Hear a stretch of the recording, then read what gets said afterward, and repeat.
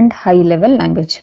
Means you are combining your high level language and also assembly level language to write your program or to develop the software. Okay, certain embedded firmware development situation may demand the mixing of high level language and assembly and vice versa.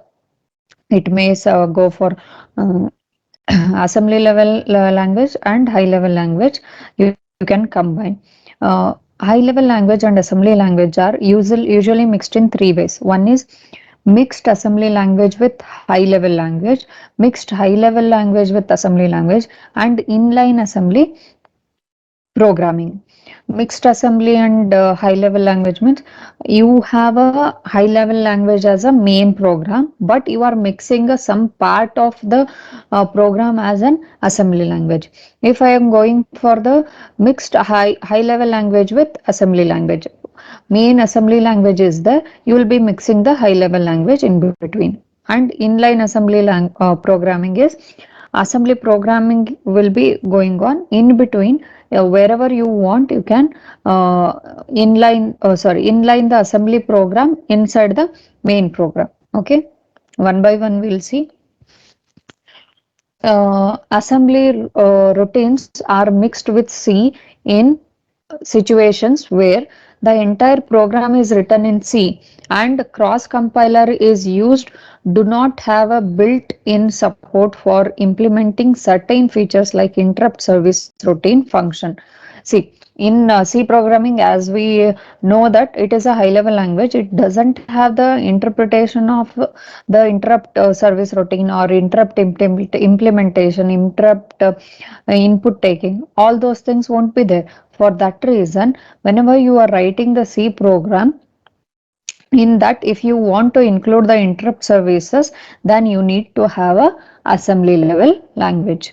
If the program wants to take the advantage of the speed and optimized code offered by the machine code generated by the handwritten assembly rather than the cross compiler generated machine code, whenever programmer wants to have an assembler machine level code, means assembler, whenever you are writing the assembly level language and you are compiling it, then you will get the assembler machine level code. Okay, if we are going for the high level language and you have to compile it by using the cross compiler, and you will generate the machine code. But sometimes the programmer will go for the machine code which is generated by the assembly level language, because the speed of the generation of your machine code related to assembly language is more compared to your cross compiler one. Okay, when accessing the certain low level hardware, the timing specification may vary, very critical, and cross compiler generated binary may not be able to offer the required time specification accurately.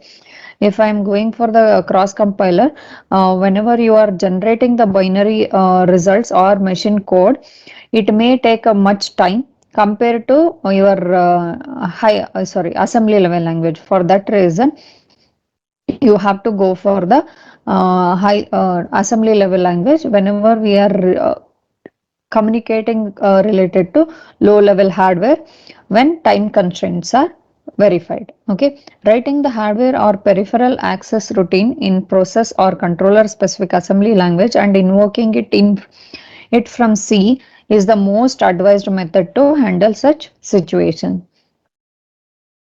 Whenever we are combining them, writing the hardware or peripheral access routine in the processor or controller specific assembly level language. See, if I am connecting any of the external devices towards your embedded system, or if you are connecting any peripherals towards the embedded system, those things can be written, those programming can be done on a assembly level language, and the main program whichever we are running in the embedded system can be used with C programming.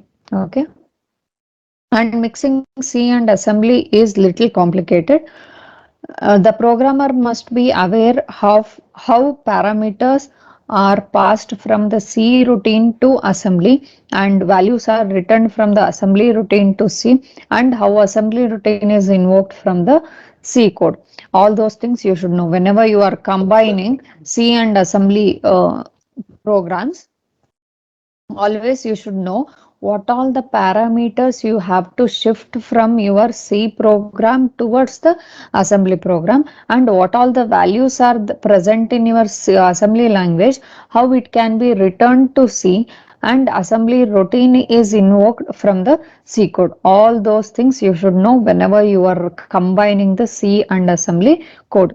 Passing parameter to the assembly routine and returning value from the assembly routine to the caller C function, and the method of invoking the assembly routine from the C code is compiler dependent. Whenever we are passing the parameter to assembly routine and returning the value from the assembly routine to the C function, and the method of invoking the assembly routine from C code is cross compiler dependent. Which type of cross compiler we are using to verify the C program, in the same way only whatever the parameters we are taking towards the assembly program, that has to return back to the C program after completion of that assembly routine.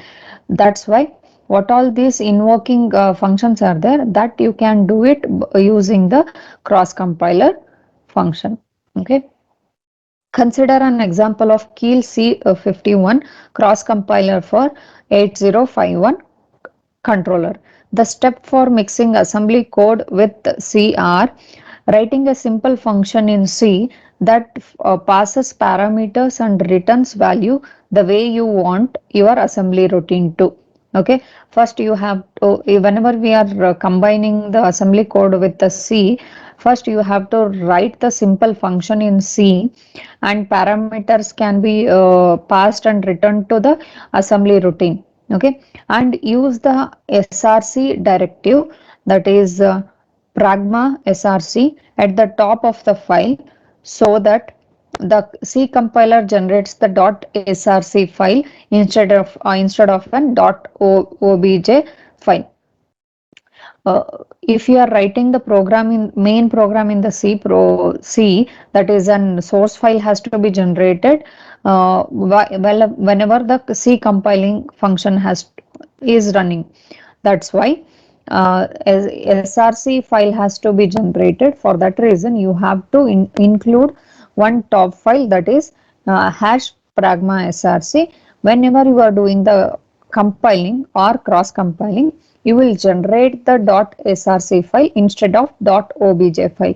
Normally for assembly languages, you will get the .objective file. Okay, and the compiler, compile the C file. Since the src directive is specified, the .src file is generated. The .src file, source file, contains the assembly code generated from the for the C code you wrote. Whatever the C programming we have written, it will generate the assembly code, and rename the .src file as .a51 file. That is an assembly uh, conversion from your C program to assembly. That's why you will be renaming it in the form name of .a51. Edit the .a51 file, and instead the assembly code you want to execute in the body of the assembly function shell included in the .a51 file. Whatever the assembly code you want to execute with your C program, that you can include here into .a51 file. Okay. And here an example, consider the following sample code here. Pragma.src, as I told you, whatever the program we are writing, that should be after compiling, you should get it as a source file. Unsigned character my assembly function, unsigned integer argument, that return the argument +1, insert the dummy lines to access all the arguments and retrieval. Okay. This C function on cross compiler generates the following assembly src file, and the special compiler directive src generates the assembly code corresponding to the C function, and each line of the source code is converted to the corresponding assembly instruction. See, whatever the program code we have written here is in the form of C programming. Okay. and this will be whenever the compiler with the .src generation is given, then you will get the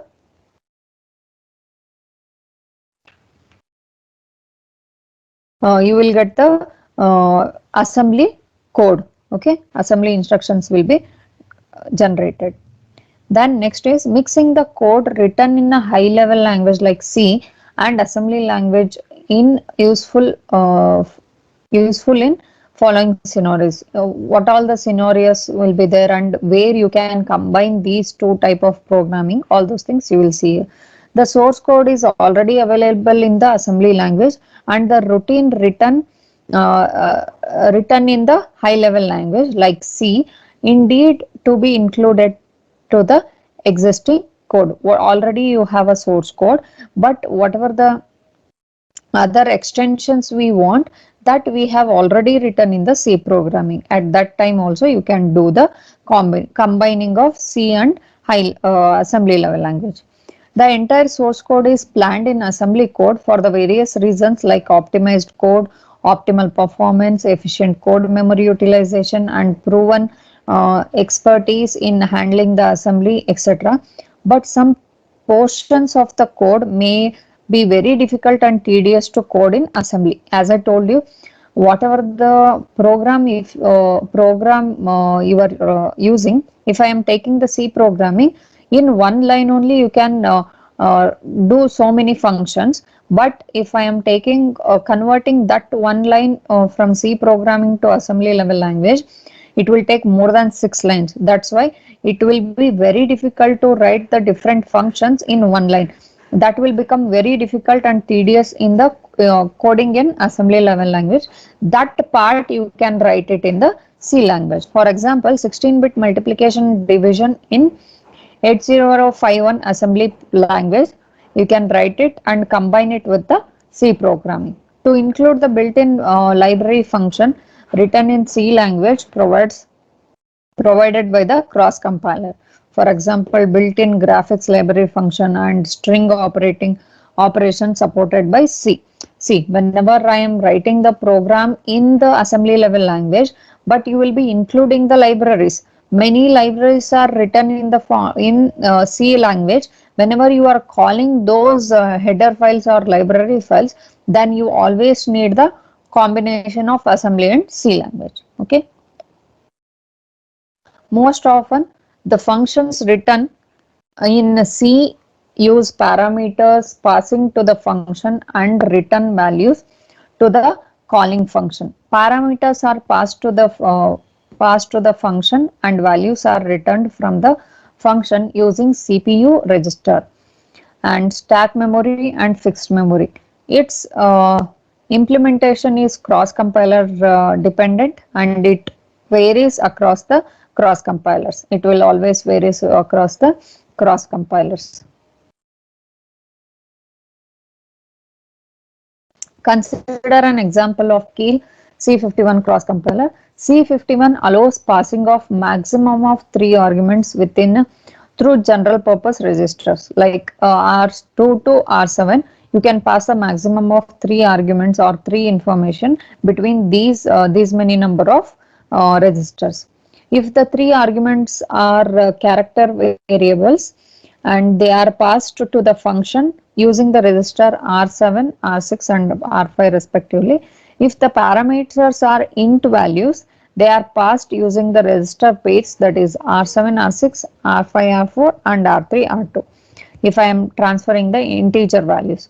If the number of arguments is greater than 3, the first 3 arguments are passed through the register and the rest is passed through the fixed memory location.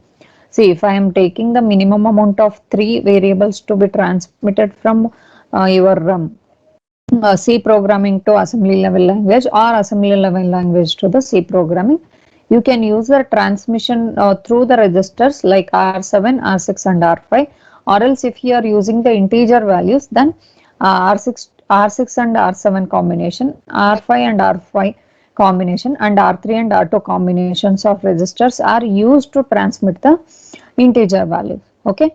If the number of arguments are more than 3, if I am transmitting the more number of information or if we are returning the information in more greater than 3 numbers, then you can use the local fixed memory locations for the transmission. Okay. Then return values are usually passed through the general purpose registers. R7 is used for returning the character value, and register pair, that is R7 and R6, is used for returning the integer value. Okay. And the C subroutine can be invoked from the assembly program using the subroutine call function. Like you can call the functions, no, so many functions we can you will be calling using the assembly language, also using the C programming also. You can give the label of lcall with the name of function, that is C function hyphen C function, where C function is the function where it is the program is written in the C programming format. The prefix informs the cross compiler that the parameters to the function are passed through register. See, whatever the prefix we are using, that is C function, if I am writing, always it will show that the program is written in the form of C programming. If the function is invoked without the prefix, it is understood that the parameters are passed to the fixed memory locations. Okay. And inline assembly programming. Inline assembly is the technique for inserting the target processor or controller specific assembly instruction at any location of the source code written in a high level language. Means inline assembly, you will be writing the whole program in or source code in the C programming language only, but one line or two lines can be inserted by using the assembly level language programming. Okay, that is called as inline process of assembly programming. Special keywords are used to indicate that the start and end of the assembly instructions. You will be using some of the special keywords to see or differentiate it from your C program to assembly level language. Okay, the keywords are cross compiler specific, and C51 uses the keyword hash pragma ASM and hash pragma int ASM to indicate the block of code written in assembly language. See, if I am writing the whole program in C programming, I am inserting one line as an assembly language or assembly program line. It should be differentiating, no? If I am directly executing or compiling my C source code, at that time it may take that line also as a C program and it may generate the error. That's why, to avoid that, you will be including the prefix and suffix for that line. Whatever the line you are inserting into the C programming as an assembly language line, then you should include the prefix as hash pragma ASM starting part, and you will be inserting your assembly language line, and you have to end that assembly language line also. That's why hash pragma end ASM. This line is related to assembly level language line. Okay, this line can be inserted anywhere in the C programming, but the prefix and suffix are essential. Okay, and programming in embedded C, that is, whenever the conventional C language and its extensions are used for the programming embedded system, it is referred as the embedded C programming. Whatever the conventional C languages are used, by using the extensions, its extensions for writing the program in embedded system, it is referred as embedded C. Programming in embedded C is quite different from conventional desktop application development using C language for particular OS platform. Whatever the operating system platforms we are using related to that, embedded C is quite different compared to the main C language. The desktop computers contain working memory in the range of megabytes. Nowadays, gigabytes is also there, and storage memory in the range of gigabytes. For a desktop application, developers, the source resources available are surplus in quantity, and she or he can be very lavish in the usage of RAM and ROM, and no restrictions and imposed at all. Okay, this is not the case for the embedded application developers, because if embedded application developers are there, they will be having the restrictions related to the memory storage of RAM and ROM. If the size of the application related to application, you will be having the actual memory size. Okay, if it is a bigger application, then you may have a bigger size of the RAM and ROM. If I am going for the tiny applications like tiny electronic toys and all, at that time you need to have a less amount, or you will be using the small amount of memory area, that is a small memory area ROM. Okay, like 1 MB or 2 MB size of memory area. You will be having the restrictions to include the code within that memory on area only. Okay, and almost all embedded systems are limited in both storage and working memory resources. Embedded application developers should be aware of this fact and should develop the application in the best possible way, which optimizes the code memory and working memory usage as well as the performance. Always, whenever we are writing the program in embedded systems, you should always consider the working memory and code memory area and performance, how much speed it is. If it is in a real time embedded system, always it should be critical related to the time. Okay, and in other words, the hands of an embedded application developers are always tied up in the memory usage contexts. C versus embedded C, you can see the difference. C is a well structured, well defined and standardized general purpose programming language with execute extensive bit manipulation support. If I am going for embedded C, can be considered as a subset of the conventional C language. C is the main language, but whatever the embedded C we are taking, it is a subset of an main C language. C offers a combination of the feature of high level language and assembly and helps in hardware access programming, that is system level programming, as well as the business package developments, application development like payroll system, banking application, etc. And embedded C supports all the C instructions and incorporates a few target processor specific functions and instructions. In embedded C, the main difference is you will be having processor specific functions and instructions also in embedded C, which we can't see in the C programming, main C programming. Okay, the conventional C language follows ANSI standard, and it incorporates various library files for different operating systems. In the standard ANSI C library implementation is always tailored to the target processor or controller library files in embedded C. In embedded C also you will be using the same ANSI C library, and a platform operating system specific application known as compiler is used for the conversion of programs written in C to the target processor on which the operating system is running. Specific binary file will be generated when you are doing the compiling function. Hence, it is a platform specific development. If I am going for this embedded C, the implementation of target processor or controller specific functions or instructions depends upon the processor or controller as well as the supported cross compiler for the particular embedded C language.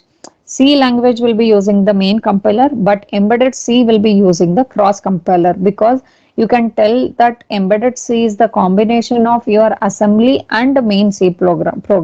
That's why cross compiler will be used to compile the main program. A software program called cross compiler used for the conversion of the program written in embedded C into the target processor or controller specific instruction, that is a machine level language. Compiler versus cross compiler. What is the difference? Mainly you can see compiler is a software tool that converts the source code written in the high level language on top of a particular operating system running on a specific target processor or architecture, can be converted into a machine level language, that is an compiling. Cross compiler are the software tools used in the cross platform development application. Means embedded system is an one assembly level assembly device, but whenever you are compiling it, the main program is with using the high level language. Okay, the in cross platform development, the compiler running on a particular target processor or operating system converts the source code to the machine code for a target processor whose architecture and instruction set is different from the processor. Okay, and which the compiler is running, or for a or for an operating system which is different from the current development environment operating system. When we are using the cross compiler, the main program or main device where you are doing the compiling, but the whatever the machine code you are generating, that should be included or implemented in different processor or different operating system. At that time you have to use the cross compiler to make it available for the other type of processor also. Okay, here the operating system, the compiler program and the application making use of the source code run on the same target processor. Always this can be run in the same target, whatever, whenever we are compiling the C programming, the source code can run on the same target processor. The source code is converted to the target processor specific machine instruction, and the development is platform specific, that is OS as well the target processor on which the OS is running, that is related to compiler. Compiler all are generally termed as a native compilers. A native compiler generates the machine code for the same machine on which it is running. See, if I am writing the program on C and I am executing in the desktops, then which can be executed on the same processor, that's why you will be using the only compiler. If I am going for cross compiler, the embedded system development is a typical example for cross platform development. Embedded firmware is developed on the machine which Intel or AMD or any other target processor, and the same is converted into machine code for any other target processor architecture, like 8051 PIC microcontroller, ARM microcontroller. In Intel you have written the main program, and I am compiling the program, and the whatever the machine code we have generated while compiling it, it should be applicable for the external processor architecture or target processor architecture, like an example of 8051 or PIC microcontroller or ARM microcontroller. Okay, Keil C51 is an example for the cross compiler. In embedded firmware application, whenever we use the term compiler, is normally referred to the cross compiler.